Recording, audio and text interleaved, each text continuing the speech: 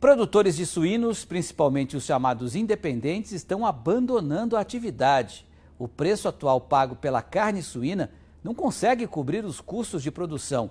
Em um ano, a defasagem em relação ao preço do milho chega a 35%. O setor diz que chegou no limite. Em um ano, o preço da arroba suína caiu de R$ 150 para R$ 120. O quilo do suíno de R$ 8 para R$ 6,40. A carcaça suína também perdeu preço de R$ 11,20 para R$ 8,90. Nos três casos, a desvalorização foi de 20% em um ano. Enquanto isso, no mesmo período, o preço do milho aumentou 15,5%, de R$ 85,59 para R$ 101,36 a saca. A defasagem entre milho e carne suína foi, portanto, de 35%. A carne bovina também teve valorização de 14,4%, subindo de R$ 299,80 para R$ 350,35 a arroba em um ano. O impacto também foi grande nas exportações. No primeiro bimestre de 2022, o volume de carne suína exportado cresceu apenas 3,6%, comparado ao mesmo bimestre do ano passado, enquanto a carne bovina cresceu 43% e a carne de frango 10,9%. Em receita, as exportações de carne suína tiveram redução de 7,17% no primeiro bimestre de 2022, enquanto a carne bovina teve aumento de 70,66% e a carne de frango 30,10% na receita, comparado ao primeiro bimestre de 2021. Em nota, a Associação dos Produtores de Carne Suína de São Paulo define a situação como insustentável. Os produtores estão com os preços de venda abaixo dos custos há 15 meses e sugere um movimento nacional para reverter o quadro atual. Caso isso não ocorra, o prazo de validade e sobrevivência do setor primário estão muito próximos. A nota diz ainda: não podemos ficar assistindo nossos produtores perdendo patrimônio, saúde e a esperança de continuar produzindo a carne mais consumida no mundo. A campanha feita pela Associação de São Paulo recolheu apoio em forma de áudios enviados por outras associações. Em Santa Catarina, a situação não é diferente. Muitos produtores realmente eliminando as matrizes, descartando e não colocando mais as matrizes, as leitoas dentro da granja, parando mesmo a atividade e diminuindo a produção. Isso porque está insustentável a crise e as promessas que nós tivemos do governo até agora não se concretizaram. Nada veio para um setor tão importante como o nosso. Dinheiro não tem mais para se manter na atividade e os produtores chegaram realmente no limite do limite. No Paraná, os produtores estão forçando a venda de animais muito leves por causa dos custos de produção, o que deve gerar um vácuo na oferta no futuro. A suinocultura brasileira, principalmente a independente, vive um momento dramático, jamais visto, jamais registrado na história. Os custos fixos aumentando muito, energia, combustíveis, né? Algo que a atividade em si, se ela não tiver um reajuste significativo de preços, ela vai parar em poucos dias. As indústrias, os frigoríficos, que também dependem muito do suíno spot, podem ter certeza que num período bastante curto vão ficar sem matéria-prima, sem fornecedores. No Rio Grande do Sul, produtores independentes já começaram a abandonar a atividade. Nós temos 200 abatedouros municipais e estaduais aqui no Rio Grande do Sul.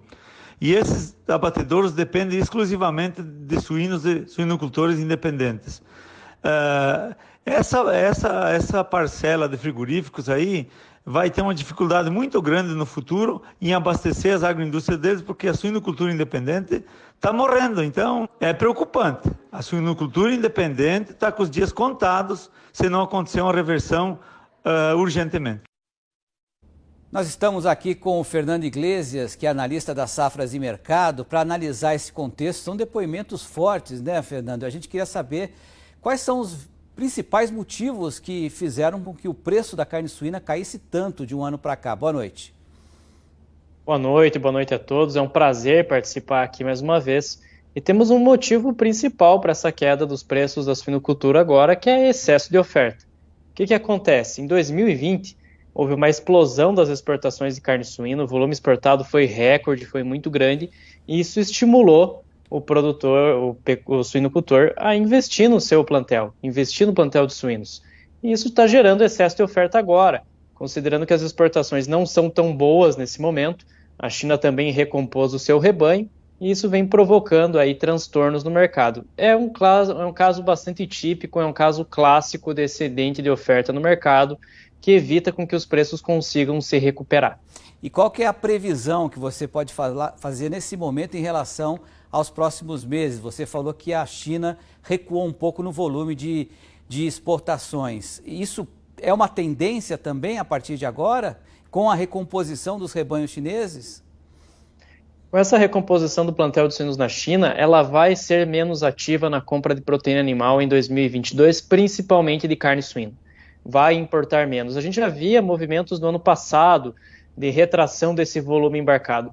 A gente começou percebemos uma redução do fluxo de vendas da União Europeia, dos Estados Unidos e, por fim, aqui no Brasil. Então, os principais players ali do setor carnes estão vendendo menos carne suína com destino à China. Isso passa muito por essa recomposição. Da mesma maneira que essa queda da receita também está atrelada a isso. Os preços na suinocultura chinesa derreteram e não tem sentido para o importador chinês, para a China de uma maneira geral, pagar caro por uma proteína que está sobrando no seu mercado interno. Então, ela vai renegociando contratos e vai baixando os preços dessa carne suína no mercado internacional. Então é isso que a gente está vendo. A gente está vendo aí um cenário bem complicado para a suinocultura, que ela deve demorar para se recuperar realmente. Que a gente precisa ponderar que a suinocultura é uma atividade de ciclo longo, então demora um pouquinho para que essa recuperação aconteça. E como é que o mercado interno pode ajudar nessa recuperação, se é que pode ajudar, né? Porque a carne suína sempre foi uma opção para a carne bovina em relação ao preço, mas também isso você não vê no horizonte, pelo menos a curto prazo? O que acontece é que a carne suína ela não tem a preferência do brasileiro médio, diferente de outros povos, por exemplo, a China, a Espanha, em que a carne suína é uma proteína preferida dessas populações. Aqui no Brasil não. Aqui no Brasil o que está acontecendo é uma migração de consumo da carne bovina direto para a carne de frango. Carne bovina muito proibitiva e o pessoal está migrando para a carne de frango. O que resta para a suinocultura brasileira é efetivamente reduzir o peso médio, tentar essas estratégias de controle de oferta para tentar ajustar a sua produtividade, a sua produção a essa nova realidade de consumo, essa nova realidade de demanda, com uma China muito menos ativa no mercado. Então precisa realmente fazer esse ajuste, fazer essa adequação para que a atividade consiga sobreviver aqui no Brasil. É um cenário muito complicado realmente. Perfeito. Quero te agradecer, Fernando Iglesias, analista das safras e mercado, por essa brilhante análise. Até uma próxima. Um abraço, Fernando. Eu que agradeço. Boa noite a todos. Uma ótima semana. Até a próxima. Um abraço.